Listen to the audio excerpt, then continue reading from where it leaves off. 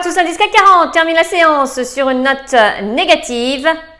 Parmi les valeurs qui se sont distinguées ce mercredi, on retrouve Eramet, un des leaders mondiaux des métaux d'alliage, a chuté après y avoir indiqué mettre en pause ses opérations au Gabon suite à un coup d'État militaire dans le pays. Par ailleurs, le groupe a vu la perspective de sa note de crédit BB+ être abaissée par Fitch Ratings de stable à négative.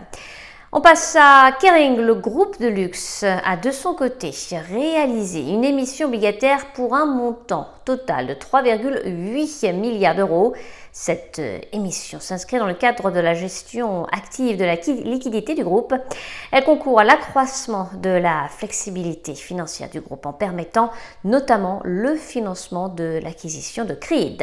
Dans le reste de l'actualité, on retrouve Seb, le spécialiste du petit équipement domestique, a nommé Olivier Casanova en qualité de directeur général adjoint en charge des finances à compter du 15 septembre en remplacement de Nathalie Lomont. Olivier Casanova est actuellement directeur financier adjoint de l'armateur CMA-CGM. Vinci, un acteur mondial des métiers et des concessions de l'énergie et de la construction, a indiqué que sa filiale Vinci Autoroute a enregistré en juillet une stabilité de son trafic sur un an. De son côté, Vinci Airports a observé une hausse de 21,3% de son trafic passager pour la même période.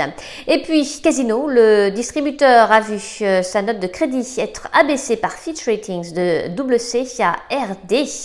Enfin, GTT, le spécialiste des membranes cryogéniques pour le transport du gaz naturel liquéfié, a nommé Thierry Auchoir au poste de directeur administratif et financier à compter du 4 septembre.